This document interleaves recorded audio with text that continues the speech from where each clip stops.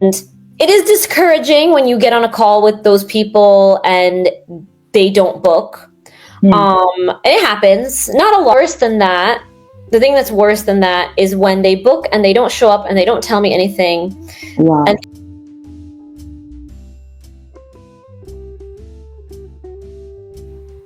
all right, we are live. So welcome back to the Booked and Brilliant podcast once again. This is the go-to space for gifted women ready to stop hustling for scraps and start building soul-aligned success on their terms. Yeah. So if you are a spiritually driven entrepreneur, as a lady, as a woman, maybe you read charts, you coach through energy, or like in today's case, guide people using the stars and their soul's map, this episode is definitely for you, because to be honest, being gifted, right, doesn't automatically mean being booked. Being wise doesn't always mean being well paid. And having an impact, right, doesn't mean you are seen or like you have the income, like you can reflect the income you deserve. Today, we are unpacking what really keeps brilliant women like astrocartographers. I'm new to that. Astrocartographers, healers, and soul coaches undercharging, underbooked, and on the scene. And more importantly, how to break that cycle. And today, I have an amazing astrocartographer with me. Her name is Isabel Guerrera. In fact, I'm so in awe. I'm so happy to have you on this podcast this moment. How are you, Izzy? Hi, thank you for having me here as well. I'm doing well. Hi, everyone. I'm Isabel. You can call me Isabel. How has work been today? Like, how is everything? How's it going? Pretty busy. Earlier this morning, I met up with a friend who also works remotely. She actually works for NASA in the United States, and we were kind of co-working together at her apartment because she's got a nice space with a lot of room near the center of the city that we live in. So I was just preparing an astrocartography reading for a client of mine who I'm going to be seeing virtually tomorrow. So that's what. And then I had lunch. That's been my day, and now I'm here with you on your podcast. So good to have you on this podcast. Now, this is a no pressure space, and my job is, it's basically to understand exactly what you're doing, for everyone out there to understand exactly what you're doing, and also help you see what's standing in your way. And at the end, if it feels aligned, I'll share what working together could look like. So how does that sound? Yes, perfect. All right. So let's start with your big vision. Mm-hmm. Before we go into your vision, let's have an idea of what astrocartography means. For me, like, I know it's astrology, but I think it's a different dimension of astrology. The astrology that I know is, I think it's the surface level of astrology. Yeah, it's something I actually been wanting to know more about. So tell us more about what you're doing, and let's know more. Yeah, so astrocartography is basically like a sub-discipline of astrology. Say it's like a type of astrology. So let's say think of it like a subject. Like there's history, right? There's like world history, then there's history of different countries, right? So I think of astrology as the general study, and then astrocartography is a branch of astrology that studies how the stars and our birth charts impact our experiences in different locations around the world. And so this sub-discipline of astrology was developed in the 70s in the United States by a man named Jim Lewis, who theorized that our birth charts actually can relocate, that our birth charts relocate with every city we go into, that we relocate to. So the idea is that the energies, the vibes, and types of experiences that we have vary based on location. And so does that make sense to you? Yeah, it makes sense. So location actually plays a part with whatever we experience, whatever we get, right? So it's not, I thought it was just something about birth charts, date of births, and some other things like, what's it called? The, what's it called now? Zodiac signs and all that. It's related to that, but it's using that whole study of astrology, but in the context of location. Location. In the context of like deciding where to live, where to travel to, where to relocate to, where to open a business, where's the most suitable place to open a business, where's the most suitable place to find love, where's the most suitable place to build community. Because, you know, we've all experienced it. Like, we may be born in one country or one city, but we may not feel so at home there, and then we go somewhere else and we feel a totally different vibe, a totally different energy. And I find that it's definitely been true for me. It's been very accurate for me and for my clients as well. Like, they, you know, may not feel super great where they are living, but then they say, you know, they ended up relocating somewhere else, and the energies were so much more favorable for them. And so it really is kind of an explanation why, like the why behind the fact that we tend to feel different in different places around the world. And I don't know about you, I don't know what your experience has been like, but like if you've relocated from one country to another, you could probably say like, wow, my experience in X country, it was so different from true that. Country A was super different from country B, you know, and country C. Even within a country, even one city to another, the charts shift, the energies, the planetary lines, all of it changes. It can change. Wow. I mean, this is new to me. I'm also learning. It's like a world of its own. It's definitely like a world of its own for sure. Wow, this is really amazing. And I see this as something that has not really been tapped. Like it's not common. A lot of people don't know about this, really. I think it's starting with TikTok and all of that. It's starting to get more popular, but it's definitely not as widespread as like general astrology. Like, definitely not as widespread, but I think it's gaining ground. I think it's in the last 2-3 years, it's been becoming more and more popular. I'm hearing more and more people recognize what I'm talking about. Whereas a couple years ago, it was different. It was like people were like, what on earth is that? And so I think it is, but I guess it depends where in the world you are. Like maybe in some countries, like I know in United States and the UK, people tend to know about it, but like I feel like in places like Spain where I live, a lot of people that I talk to have no clue what I'm talking about. So it really, I think it depends where you're at and all of that, you know. But I think it's gaining ground, definitely like on TikTok, YouTube, like on Instagram, like more. There's other creators doing similar things to what I'm doing, so. It's definitely out there, but it is niche-y. It's niche-y, right? That's fantastic, Easy. So now let's go back to the vision, right? So let's start with that vision. What does a dream vision or version, a dream version of aristocrat? I'm sorry, this name. I'm going to try to get used to it. So what does a dream version of your astrocartography business look like in the next 3 to 6 months from now? Because like you said you just started this business, like you made it a business about a year ago. A year ago. So it's fairly recent. So what's the version of astrocartography within the next 3 to 6 months? I would say, so I mostly work one-on-one with clients, and I think astrocartography really tells a story, right? Because we look at, you know, I always like to look at where did the person grow up? What does the astrocartography say about that location for them? Where have they lived prior? Where are they living now? And where are they planning to go in the future?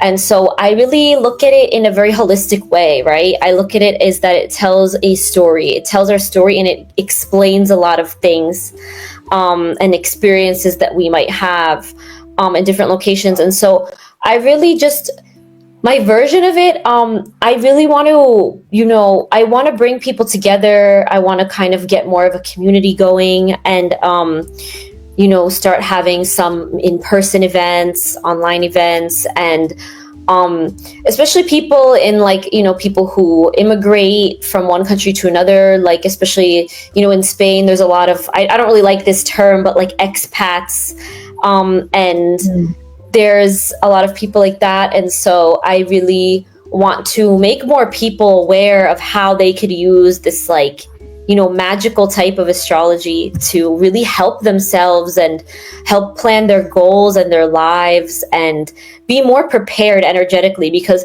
just because a location is difficult doesn't mean that we can't go there or even can't live there, but it's nice to be prepared and have an idea, of what we might experience there and what a location could be good for versus what it might not be good for. And so that's pretty much my vision, to, just share this with more and more people who could really use it, who could really benefit from it, You sound really passionate about this. Yeah, I would say I am. Wonder, like, how long have you been doing this? And what exactly inspired you to do this? Yeah, so I've been, well, like I started with astrology, like general astrology first, which is pretty typical. I got really into astrology when I was about 18, so about like 13 years ago. A friend of mine showed me this app, like this horoscope app, and it was very generic, and I wanted to kind of understand astrology more. So I started buying books, going on the internet, doing my own research, taking courses eventually down the line. And that's how I got into general astrology. I've always been really into the kind of personality stuff, like, the personality tests as well. And there's different like systems that people use to talk about personality and different aspects of ourselves. And I've always been into even numerology and all of that. So I was naturally drawn to things that tell us about ourselves and human relationships and human behavior. Like, I probably should have studied psychology in university. I studied journalism, which is also pretty cool, but I'm so into the mind and the way people think and like the human experience and all of that. So I first got into astrology. I got into astrocartography a bit later, like I would say in my mid 20s, because so when in my early 20s, I traveled to Morocco. I studied abroad there. And it was my first time traveling alone, like without my friends, without my family. And I had like a magical time there. And then I went from Morocco to Spain, and I felt that same energy in Spain. And later on, I went to Portugal. And bear in mind, these countries are all kind of near each other, right? So I wanted to know energetically why I was so drawn to that part of the world. Because I had been to other countries and I liked them, or I didn't. There were some countries I visited that I didn't like, honestly, but I was so drawn to that specific area of the world, like Northwest Africa and like Southwestern Europe. And I kind of went on a search like online, like trying to figure out like what is the explanation behind this? Like, why am I drawn to these locations? And I kind of was looking into like the relationship to astrology. And that's when I came across astrocartography. And then it was like down a whole different like rabbit hole. And then I eventually moved to Spain. I kind of used astrocartography to plan my move to Spain and everything. So I mean, I honestly wish I knew more about it when I was even younger, but I guess I learned about it pretty early on, and I've been introducing it to more people, and especially clients and as well as friends and family that I've worked with. They're very grateful that I introduced them to this because it's really helped them. It's given them a whole new perspective and a whole new approach, right, to like where they live and where they travel to and where they might relocate to. And it shows them that, your experiences are not going to be the same everywhere. And I think that's so important because we could often feel stuck in a place. Yeah, actually. And it's nice to know that like, there's a whole world around like there's a whole world, and there's possibilities and stuff like that. So which moves me to your biggest why. Of all things, I mean, you went to school, studied a particular course, and probably you had other things that you wanted to do, probably hobbies or other passions.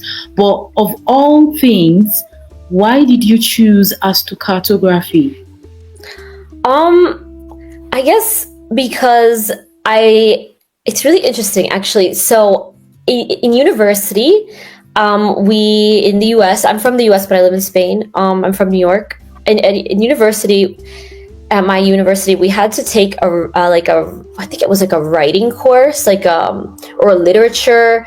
I can't remember exactly what it was, but the professors all at this university put like a theme on the class. And the theme in my class was a sense of location, a sense of place. And we read a lot of books that by Ernest Hemingway, for example, that really examined the impact that location has on us. And I think back then I was only 19 years old. A seed planted in my head. I don't know how to explain it. But that class changed my perspective on life. And then it kind of inspired me to start traveling more. It inspired me to study abroad.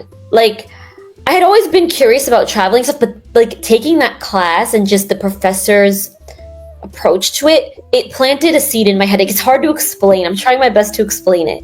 But it planted a seed in my mind that location and different places, different cultures, that our experiences vary so much, and location becomes a huge part of our identity. I live in Spain. I've been here for 6 years, but I'm a New Yorker. I'll always be a New Yorker. My parents are from Italy. I'll always be that's my heritage. It's the locations, they all have different cultures and subcultures. And, I think I'm so fascinated by location, not just travel, but just the impact that places have on our lives and our identity. And I think that's something that really inspired me to start this. And also, aside from that, I love working with people one-on-one. I absolutely love it.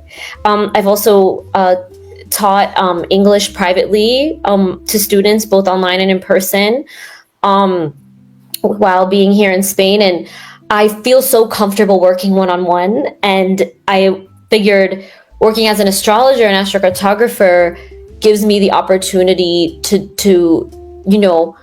talk about topics I love, like location and all of that, and gives me the opportunity to work one-on-one with clients who have very similar interests to me a lot of the time. Because typically people who go for astrocartography readings already know a lot about astrology. Not always, but usually. And also, I've also worked in journalism before, and I also write a newsletter. And I like that this profession allows me that I could write about it too. You know what I mean? It allows me to incorporate and utilize all the skills and passions that I have: writing, working one-on-one with clients, talking about location, talking about travel, even teaching. I feel like a teacher sometimes. I feel like a mentor, so it's allowed me to do all the things and incorporate all of my skills and passions and talents into one thing. And it kind of just fell into place. And I'd say it's still falling into place, because actually the first year of a business is hard. It's a lot of learning. It's a huge learning curve, and I'm still learning, and I think I'll always be learning and improving and stuff. Fantastic. I mean, this is really big. What I'm seeing here is something that is really deep, and it has I see so many opportunities to make money from in this. A lot of opportunities to make good money from. I have encountered a lot of women who have online businesses who are struggling with the technical support of their businesses. And I mean, in one way or the other, I've tried my best to help them, set up that technical support. But then, we're going to get into that later on, but we're still on you, right? So let's talk about your income. First of all, I want to understand how you get your clients, And also, do you struggle with nightmare clients? Do you know what nightmare clients Like are? bad clients? Yeah, bad clients that will stress Say you. it Yeah? straight up. So what's that experience like? And how are you able to deal with it? Honestly, thank God, like I have not had, like, with clients that I've actually worked with that have, booked with me and everything, I have never had a negative experience. Ever. Wow. Never. But I will tell you about something that is similar to nightmare clients. I do offer free 30-minute calls for people to get to know me if they can't, because I do offer a range of services and packages that range greatly in price. I have cheaper services, medium price, very premium services, because I wanna cater to all types of people. Which some people may say is a mistake, but whatever. That's a discussion for a different day. Exactly. But I do offer these free 30-minute calls, and I'm not getting paid for them. I'm giving people my time, and I often stay on the call for more than 30 minutes, often 45 minutes or even an hour. And it is discouraging when you get on a call with those people and they don't book. It happens, not a lot, but it happens. But the thing that's worse than that is when they book and they don't show up and they don't tell me anything. Wow. And they just ghost. Ghost you. Yeah, and I've had clients, like potential clients, not that actually ended up booking, like they missed their call, I attempt to reschedule, and then they want me to be available at an exact date and time when they missed my call, my free call that I'm giving them, and then they've gotten upset at me. So I'm like, I tried to be accommodating. I'm giving a free call. That's already being so accommodating. I'm giving you a second chance. Actually, you have to, try to be considerate, try to understand, like try to meet me in the middle. Try to meet me in the middle. Compromise. That's the word. I don't know why I couldn't think of it. It's like there needs to be a compromise because I'm offering this for free. You've already wasted my time. I'm giving another chance, and you're demanding low key, like you're demanding that I am available for you when I was available and you didn't come. And it takes a lot to run a business. Like actually, yeah. And so that's the closest to I guess you could say a nightmare client that I've had. I have had maybe one or two clients that were fine, but they really I say that my sessions are about 2 hours and they try to go over by like a whole hour and ask a lot of questions and try to get me to bring the price down and stuff like that. And I do offer, payment plans. I've had clients who have said, hey, this is a rough month. Can I pay half this month, half the next? And I don't mind that, but asking me to lower the price. Would you go to a hairdresser and ask them to lower the price? No, I would never do that. Like, I just think that's rude. Yeah. Actually, I think payment plans are really good. I think it's fair. Not everybody has the money up front. Of course, yeah. And I have that empathy, but I don't like when they try to lower the prices. But nightmare clients, like really bad clients that have actually worked with me, honestly, like besides these incidents I've mentioned, nothing really. I've been quite lucky, I have to say, because a lot of my clients are referrals, and so they come from trusted sources, and so that's nice. Easy. This is really good. Like, for the fact that this is astrocartography, so you're more or less like on the advantaged side, because you get to vibe, should I call it vibe, or sense the spiritual aspect of these things before you decide, right? And it's a good one. It has thrown you towards the luck direction to help you make less mistakes and also help you make less bad decisions. Yeah. So now let's talk about your income. What do you want your income to look like? Like numerically, like money wise? Numerically, or like theoretically or literally? I guess I live in Europe. I live in Spain, and like I feel like most of Europe is has gotten really expensive. Not as bad as the USA or Canada yet, but it's expensive. So you need a lot of money to live here nowadays. It wasn't always like that, I don't think, but nowadays you need a lot of money. I'd like to look at, maybe 8,000, 10,000 euro a month. Okay. Which would be nice. That's a lot for here, and the taxes are quite high. So I guess I'm aiming for that amount before taxes. I don't know, because here the taxes are quite high in Spain, especially if you're self-employed. So yeah, I've never really been like a shoot for the stars person with money. I wanna live comfortably and independent and just have, just full, I value having like full financial autonomy and well-being. I guess like some people really chase the money and wealth, and I think that's great. It's never really been in my personality, honestly. But I do want to be, really comfortable financially. That's my goal. That's fantastic. And then how many clients would feel good and sustainable for you to work with, to have that? Per week? Maybe like, that's hard because like all my services have different prices, right? So I recently introduced packages, which they are more expensive, but they offer more, right? There's more services that come within that package.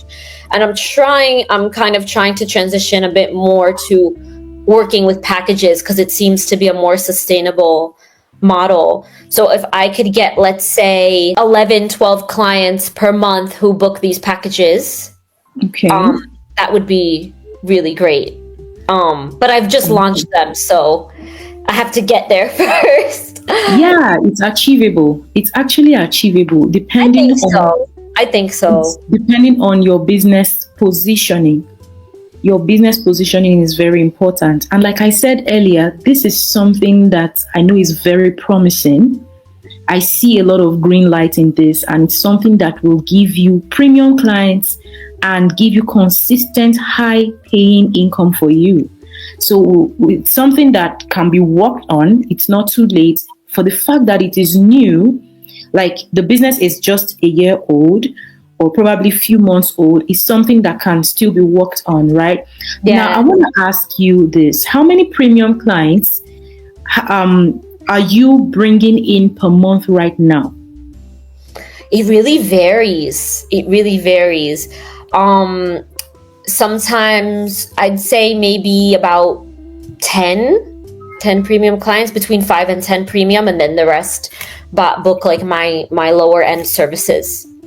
Yeah. And how confident are you? How confident are you in your offers and messaging right now? In my offers, I'm very confident. I feel like I'm getting the hang of the marketing. The thing is, like, I really feel like, hear me out. Like, I feel like Instagram and these reels and these new trendy kind of things don't really resonate with me and my business. And it's interesting because I've invested in some courses for marketing and social media marketing, and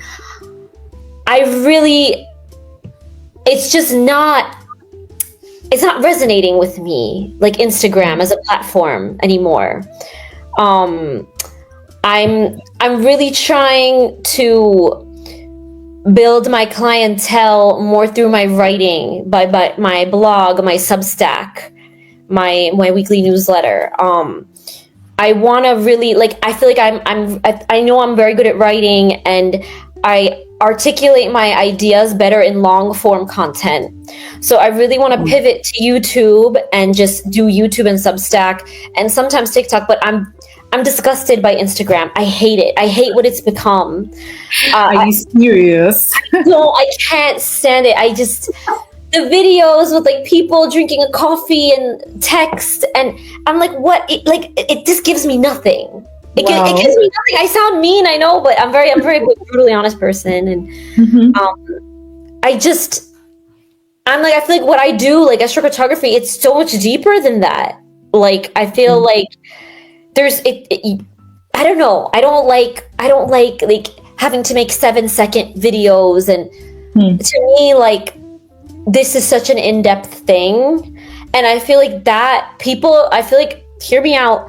I think that kind of content might become more popular again, because I think people are fed up with like the tidbits, like the clickbait and all of that. And I want to put my like heart and soul and my mind into this. And on Instagram, I do like the infographics, like the carousels, but the reels, like, I just the types that get popular, the types that like are trending, I don't know. Do you get what I mean? You seriously sound like a Cancer or a Taurus, like more or less like a Cancer. Are you a Cancer? I'm a Scorpio, so yeah. Scorpio! Wow. Yeah, wow. Sensitive. I don't know. I don't like that kind of content, and I guess I'm having trouble like making that move from Instagram to like all like. I mean, I've been on Substack for like several months, but I really want to get on YouTube because I like long form content. I'm old school. That's how I learned about astrology, like through more long form, and I want people to understand it like deeply, So yeah, I just don't. I don't like. That's really great. Easy. I just don't like. Yeah, Instagram these days. I mean, the not noise, really working for me. The noise on Instagram is too much. Like, it's so ridiculous. I'm checked out. I've like checked out. I'm over it. I feel like sometimes you get lightheaded when you're there. Like, you hardly even go on Instagram. And then when you finally decide to go on Instagram and you're, scrolling up and down there, you get lightheaded, do you? Yeah, and there's just like a lot of shadiness, like the whole thing of the people following you and then unfollowing you right away. It's just why? What? Like, why? Like, it's just a bad energy platform, honestly. Like, it doesn't nourish me at all anymore. No, so let's go a little down for a moment now. So if nothing changes in the next 3 to 6 months in your business, what's at risk actually? I mean, I think things are going in a really good direction, so I'm not worried. But I don't know. I mean, I guess just like I said, like life in Europe has become in Madrid, where I am, like, has become really expensive.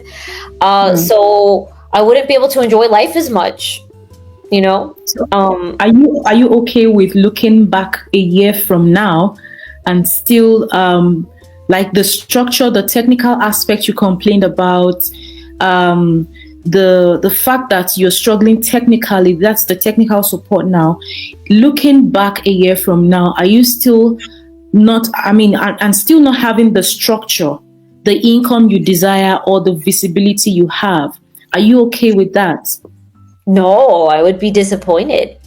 I think I've progressed a lot from when I started. And I want to keep progressing, like, I cannot even accept like failure as an option. No way. So growth is very important to you. Expansion. Yeah, growth, expansion. I mean, obviously, like, nothing crazy. Like, I'm not over here saying like, oh, I'm gonna make $100,000 a month. Like, I'm realistic, but I also know that, like, like, for example, I already noticed, like, when, with the whole thing with the affiliate link yesterday, 1 year ago, I would have just said, screw this. I would have given up. I would have said, forget this. But now I've developed more of like a learner mindset, and I've become more patient. So I'm trying to like, and I do have Capricorn rising, so I hate asking for help.